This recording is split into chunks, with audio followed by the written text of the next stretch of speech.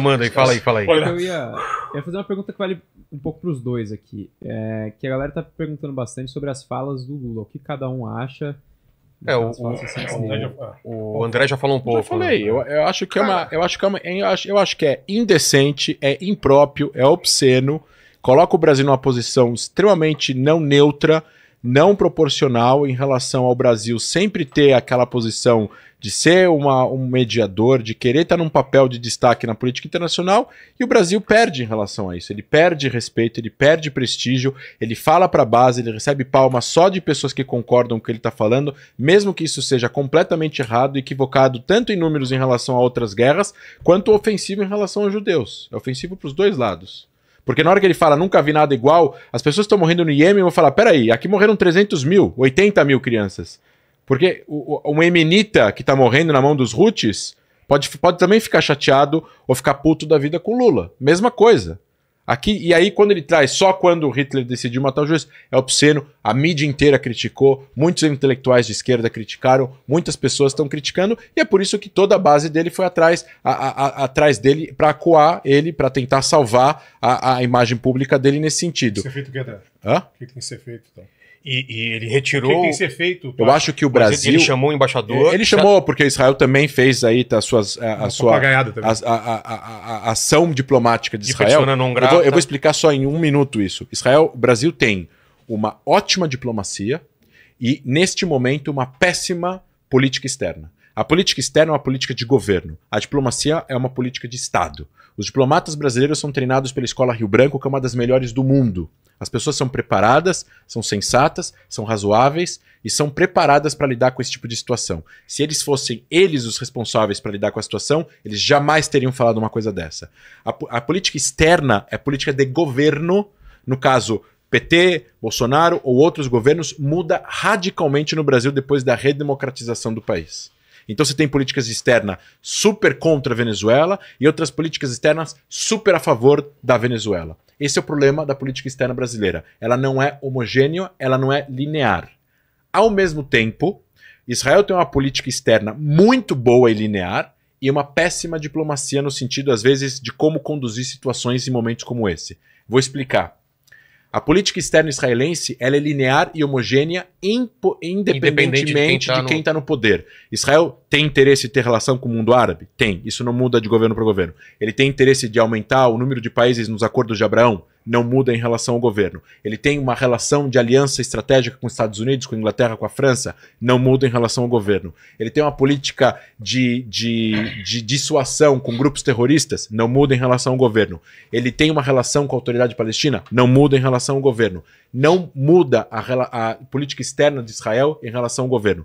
Porém, nesse momento que o ministro vai e fala em hebraico e não traduz para o embaixador brasileiro que fica olhando para cima que o Lula é uma pessoa não grata em Israel, eles vão usar isso para retirar o embaixador e vão ainda usar o fato de que o governo é esse governo para falar que é uma política de governo, como se realmente, como expliquei aqui, as decisões que são tomadas militares em Gaza fosse o Netanyahu ou o Ben-Gvir que fazem e não fazem. Você tem lá centenas de pessoas tomando essas decisões todos os dias porque tem generais e tem o chefe do serviço secreto, o chefe do Mossad, o chefe do Shin Bet e tudo mais, que são profissionais na área tomando essas decisões. Logo, eu acho que como ele me perguntou, o que tem que ser feito? O Brasil deveria tomar uma posição em relação aos seus valores. O Brasil é um país democrático, ele conversa com todos os países, mas ele é um país democrático. Ele tem que... da fala, porque a gente... Não, ele pode criticar.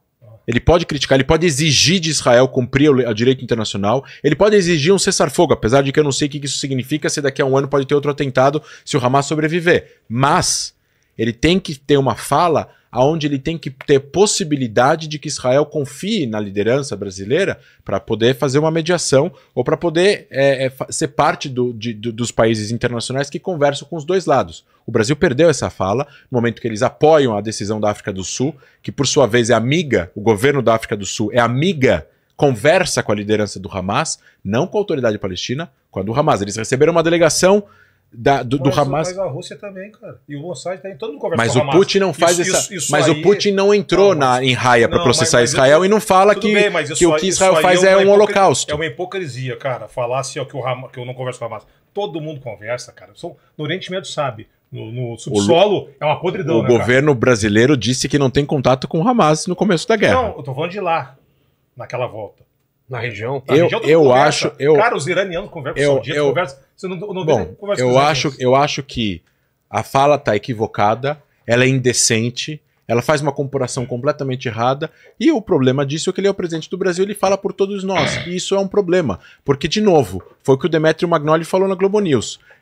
Países que se comportam e que fazem genocídios e que são nazistas não têm relações diplomáticas porque eles são quebradas naquele momento. Se o Brasil não quebra relações diplomáticas com Israel, significa que o que ele está falando é uma mentira, é uma brincadeira. Ele não está realmente levando a sério o que ele está falando. Esse que é o problema. Ele poderia ter usado outras palavras, ele poderia ter criticado de outra forma.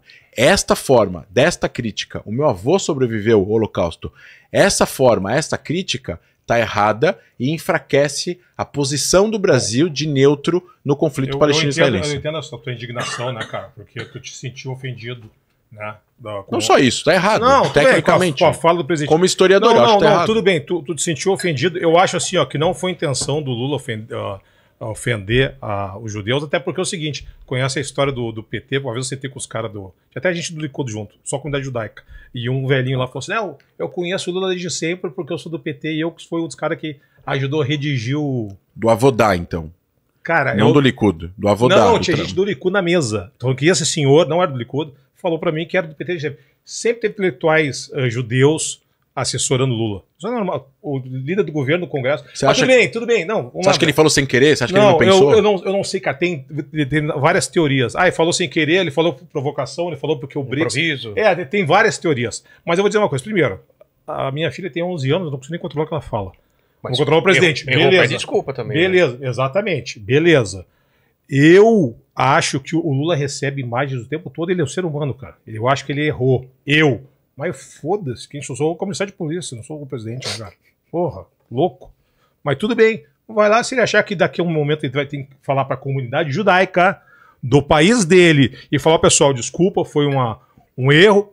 Show de bola, não tô nem aí, cara. Eu me desculparia, mas ele é ele, eu sou eu. Concordo. Ponto. Beleza.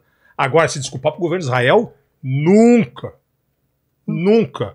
Porque eu tô esperando até hoje desculpa do governo de Israel. Não, ele poderia ter se desculpado ao povo de Israel, não ao governo de Israel. Mas eu tô esperando até hoje. Ele fez isso. Ele falou que não foi direcionado ao povo de Israel, também se não falasse assim, governo. Nunca aconteceu antes. Aconteceu, mas você falou assim, ia ter até pessoas falando assim, como e o Holocausto, entendeu? Se não falasse nada... o povo já ia fazer essa Mas pergunta. tudo bem, até eu achei eu me senti ofendido...